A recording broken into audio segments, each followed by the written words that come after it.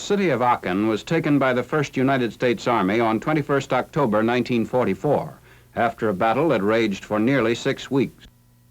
Out of this heap of rubble, the 1st Army would fashion its base for the next major Allied offensive. This was Aachen the day after its fall. The job of rehabilitation would not be easy.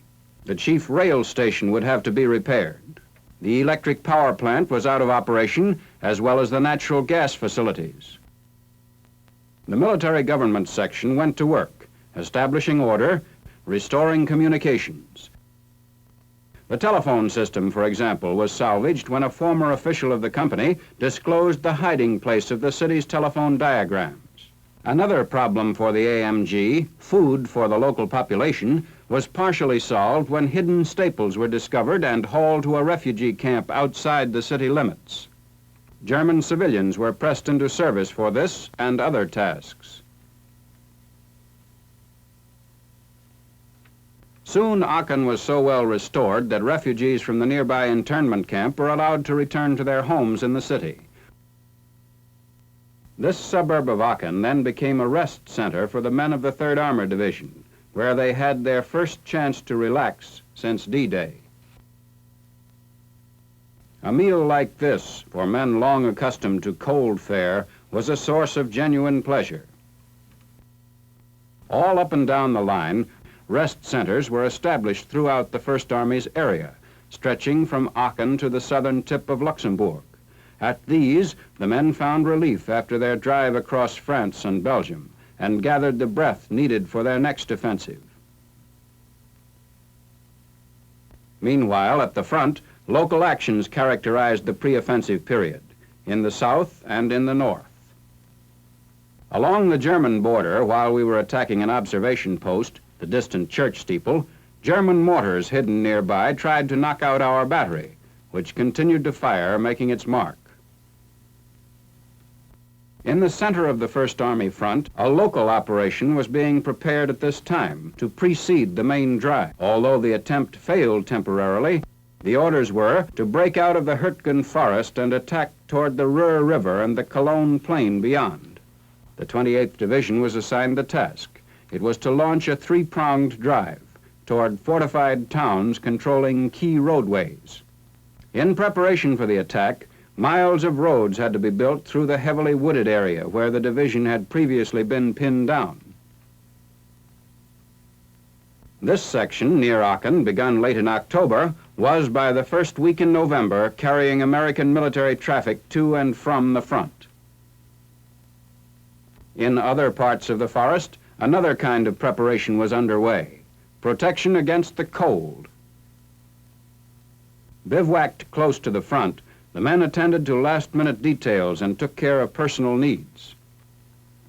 The preliminary drive was launched on the morning of 2nd November, as men of the 28th Division, cautious, alert, moved through the woods which were alive with Germans. In the initial push toward Schmidt, our men fought steadily on, against an enemy that was unseen but ever present. The same morning, another regiment opened its attack in the center of the drive, directing its fire toward Vossenach.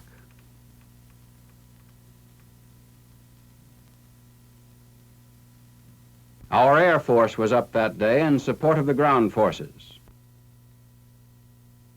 The 3rd Spearhead, meanwhile, moved off as planned on the northern flank of the drive in the direction of Hurtgen village. The men continued to advance for 2 more days in the face of mounting counterattacks.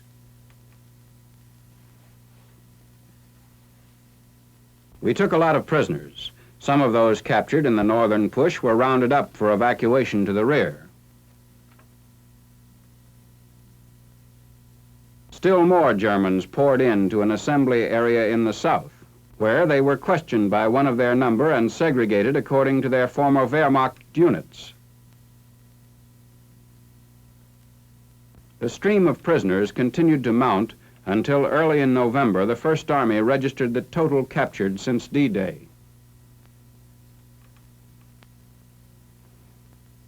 Units of the 28th Division continued their action in the Hurtgen forest against opposition so stiff as to make advance impossible. We held our ground with light artillery and anti-tank guns.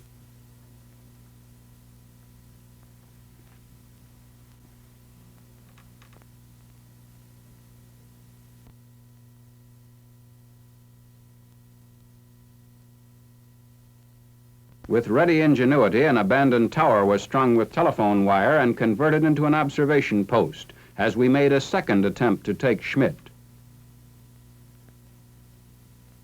From here, the order to fire was transmitted to our tanks hidden in the woods below.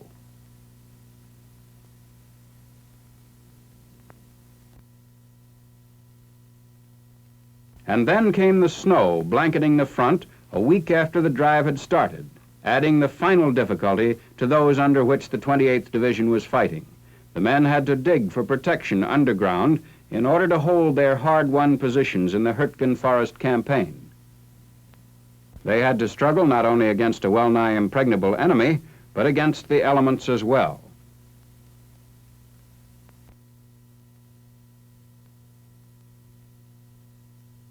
In view of the unfavorable circumstances, Major General Leonard T. Giroux, commander of the 5th Corps, ordered on 9th November that the preliminary operation in Hurtgen Forest be called off.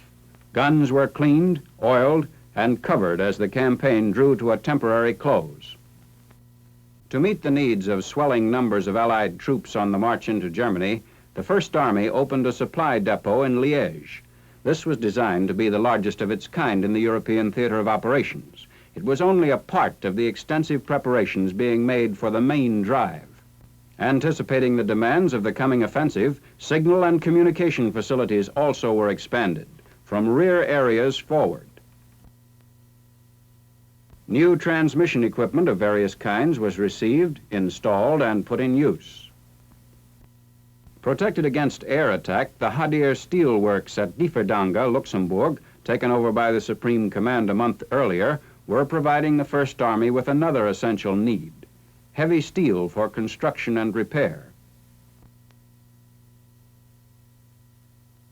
The plant was run by the United States Corps of Engineers, who checked the finished beams before shipment to the front. Lumber, too, was needed. Sawmills in Luxembourg and in Germany were taken over and run by our engineers.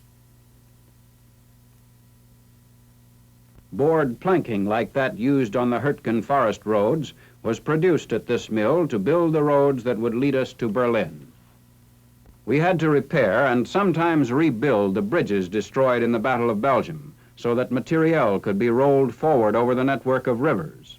One of the bridges over the Meuse was restored so that again traffic might flow. Special equipment for our armored vehicles. A new type track connector was installed to better grip the mud under the tread of the 3rd Armored Division. A method of coping with Siegfried Line fortifications was devised. Our men found that the Dragon's Teeth could be effectively buried with the help of a tank dozer and some mud.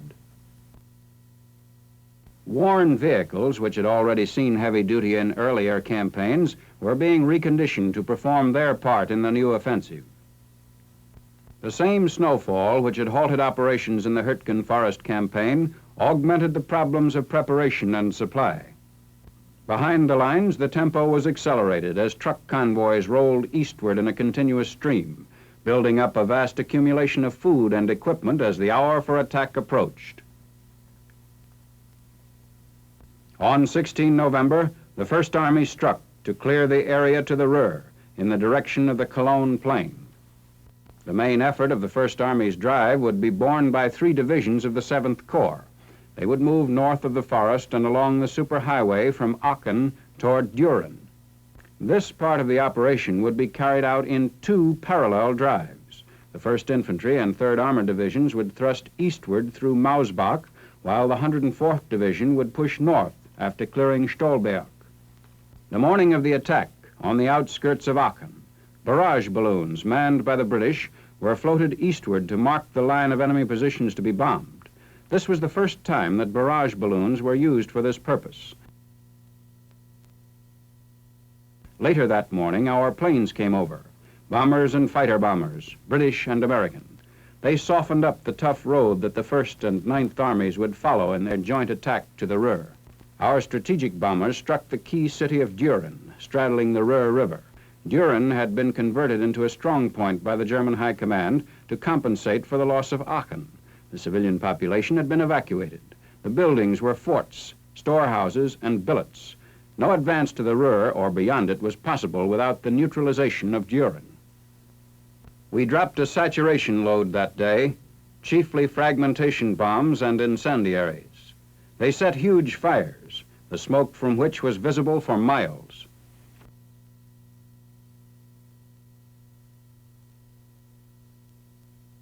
Scanning the skies to note the end of the air raid, ground forces waited for the signal to attack. All armor was put in readiness. Camouflage nets were removed. The color plaques mounted on their vehicles served to identify them to the air forces. This reconnaissance group was scheduled to lead the 104th Division's drive through Stolberg. Following the briefing shortly after noon on 16th November, the 1st Section moved off to deploy along the road for reconnaissance. The following day, ground troops of the division stood by, waiting the order to join the attack on Stolberg. They advanced along a forest trail in a flanking movement, designed to relieve pressure on two of our battalions which had been pinned down inside the forest.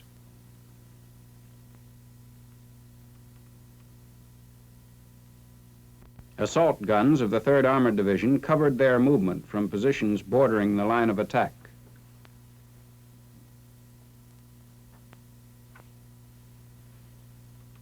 The result of German counterfire.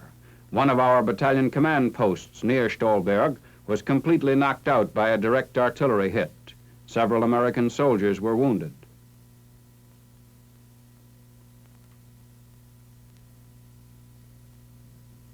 The debris was so heavy in some places that one of their vehicles was buried up to the windshield.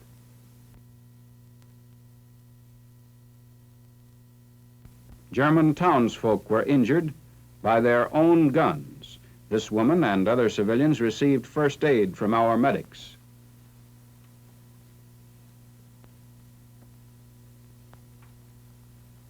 On 19th November, the 9th Air Force flew through heavy flak in support of the 1st as well as the 9th Army. 1,600 planes attacked frontline defenses that day. They strafed the Germans dug in at Stolberg, who were holding up our advance. Fortified houses surrounding the town were peppered by our machine gunners.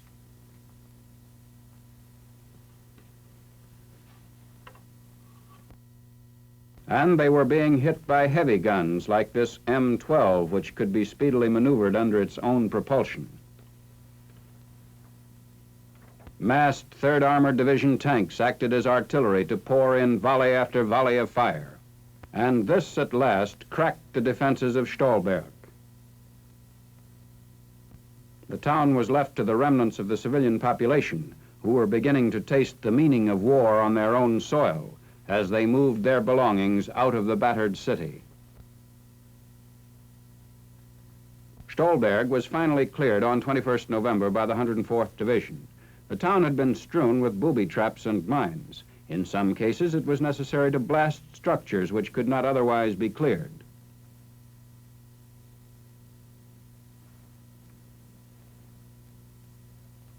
Two weeks later, the American flag flew over the city. While some units were busy cleaning up Stolberg, others had pushed north to enter Eschweiler on 20th November. This was the largest German city between Aachen and Düren. Quiet on the exterior, the city was alive with snipers. Mopping up began at once and continued for 2 days. Prisoners ferreted out of their hiding places were gathered into the net. In other parts of the city, the hunt for holdouts continued. Some of our infantry cruised the city streets on tanks as they searched out the enemy. By the end of the 2nd day, we had virtually cleared Eschweiler of all its defenders, and our men were able to look forward to a dry night's sleep. Roadblocks like this, where the enemy had dynamited an overhead bridge, were rapidly cleared by our engineers.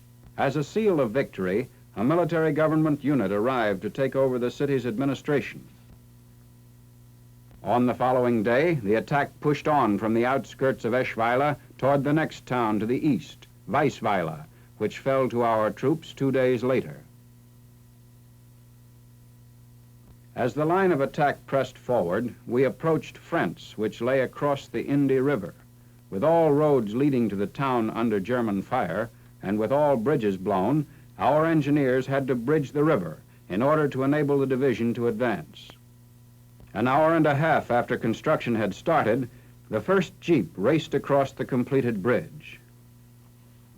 The attack on Frentz progressed rapidly as heavy artillery was brought up to the line, and on 28th November the town was ours. The 104th Division hammered at enemy defenses for another 5 days, fighting its way across the Indi River to take 2 more towns, thus carving off 4/5 of the way to the Ruhr.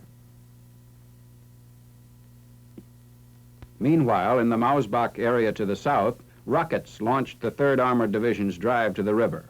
They blasted the opening wedge for this attack that would move eastward in a parallel line. This was the first time that rockets of this kind were used by the First Army. 75 launchers loosened 600 projectiles in a single volley. In the first 30 minutes of the attack, they fired 1,800 rockets.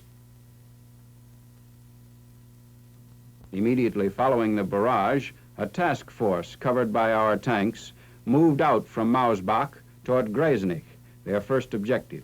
German guns got the range on the column and knocked out one of our vehicles.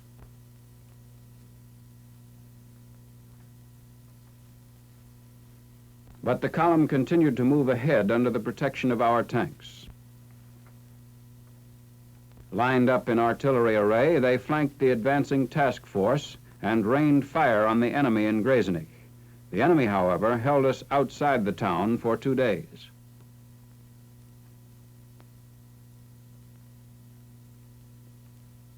It was essential to keep a constant stream of armor moving up and forward. While some elements were struggling to advance, new units were brought up to the line.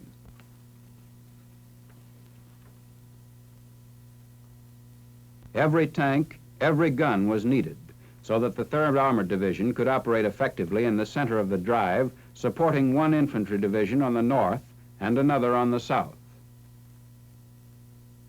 Men were needed too.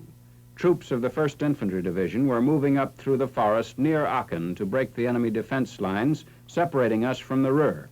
They were on their way to Gresenich. Using a ruined factory as an observation post, the attack was renewed. From this vantage point, we could shell and hit the Germans entrenched inside the town.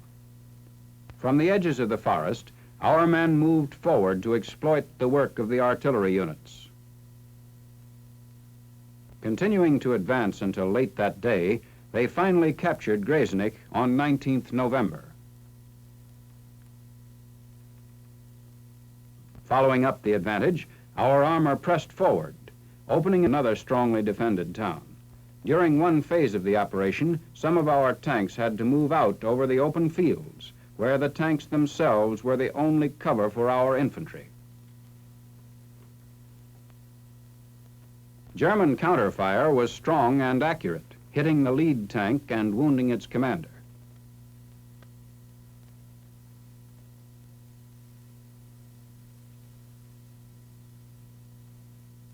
Approaching Werth from another direction, men of the 1st Division entered the town, which was under enemy mortar fire. We had to fight for Werth, every inch of it, hugging the buildings for protection, hunting out snipers concealed in the shells of houses, ducking into ruins for shelter. Despite the tough resistance, however, the fanatic foe at last surrendered, and by the evening of 19th November, Werth too had been secured. For the next 2 weeks, the First Army continued to advance, fighting through the almost impregnable wall of closely spaced German towns, towns which had been skillfully fortified and bitterly defended. Towns like this one, Hammich, which the 1st Division captured on 20th November and from which it pressed onward. On the march to the Ruhr, these troops moved ahead to punch their way through the next ring of towns blocking their path to the Ruhr. Food and ammunition kept rolling forward despite the handicap of weather. While the main effort progressed in the Stolberg-Eschweiler area, the 4th and 8th Infantry Divisions renewed the previous offensive in the Hurtgen Forest. On the northern fringe, the 4th Division pushed off on 16th November. With field guns supporting the action, this second attempt to clear the Hurtgen Forest got underway. Our men, advancing through the woods, were sometimes scattered by enemy fire, but they kept on going, inching their way forward. Sometimes they were pinned down, but they crawled ahead. Casualties were heavy in all parts of the forest, but they received prompt attention from our ever-vigilant medical corps. Communications and heavy armor were brought up to support the infantry further up the hill. The advance continued successfully as the 4th Division drove on towards its objective, the town of Grossau, where it crushed the last German resistance on 28th November. With continuous artillery support, this division was able to fulfill its assignment in the Hurtgen Forest campaign. The 8th Division joined the action by attacking objectives in the heart of the forest. Supported by one combat command of the 5th Armored Division, it launched its drive on the morning of 26th November with a rocket barrage. The rockets were firing at enemy positions in Kleinhau. It was estimated in the field that one such battery equaled the light artillery power of 5 divisions. Air support came the following day, when fighter bombers flew more than 1,000 sorties over the area. Then the artillery took over, concentrating on the target at close range, and 2 days later, Kleinhau was captured. Hurtgen II was finally cleared and secured late in November.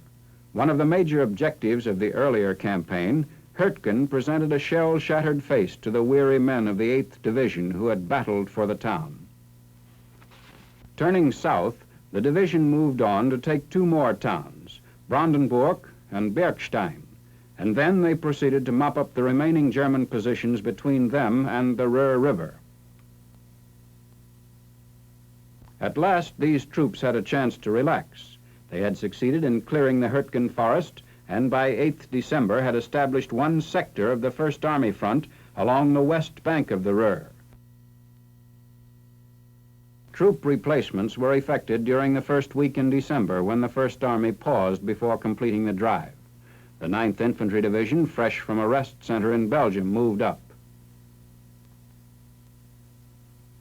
It was on its way to relieve the battle-worn 1st Infantry Division, which had been in continuous action since the drive began.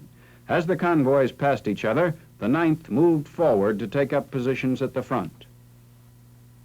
Relief and relocations were also taking place in other areas during this brief lull in the fighting, as the First Army gathered the strength needed for its final leap to the Ruhr River. One thrust of the new drive was launched early on 10th December from this town, Lückeburg, which had been hotly contested. Attacking through Inden, we began to close in on Pier. On 12th December, after days of stubborn resistance, Pier showed the effects of the battle for its possession. The 104th Division moved on to wipe out German resistance along the west bank of the Ruhr north of Düren. At the same time, the 3rd Armored Division pushed through another string of German towns defending Düren, separating the First Army from the Ruhr in this area. It opened the attack on 10th December by shelling Schlich, one of the remaining strong points west of Düren.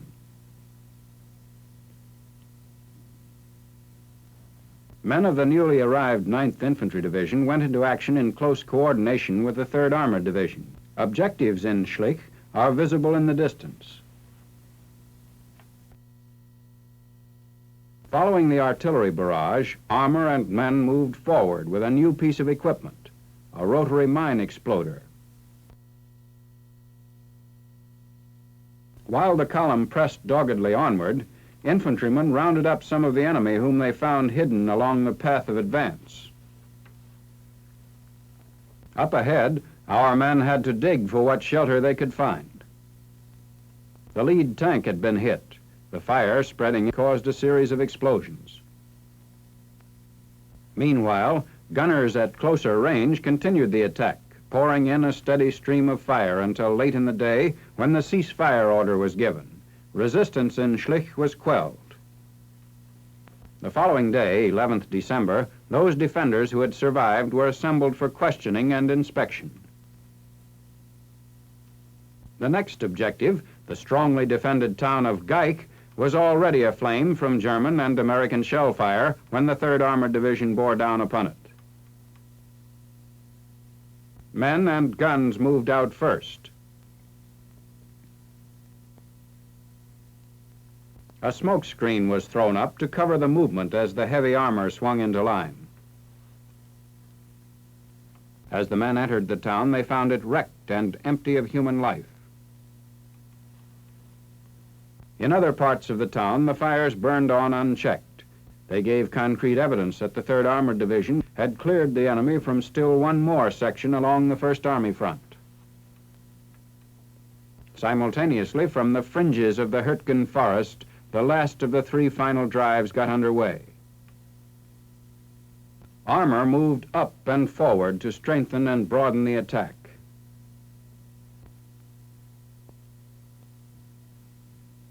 Infantry of the 83rd Division, recently brought up to the line, were marching toward the last objective in this campaign, a suburb of Düren.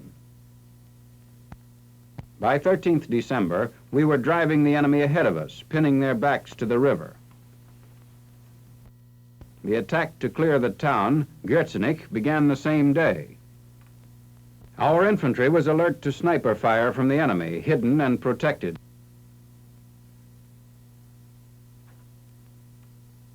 In some parts of the town, resistance was so great that it was necessary to blast the Germans out of concealment and to hunt them out individually, both inside the city and on the outskirts. Among those taken prisoner were a number of women who had been collaborating with German soldiers. As our men rounded up the remnants of the fanatic forces defending the Ruhr, they were bringing to a successful finish the tough campaign launched a month earlier from Aachen.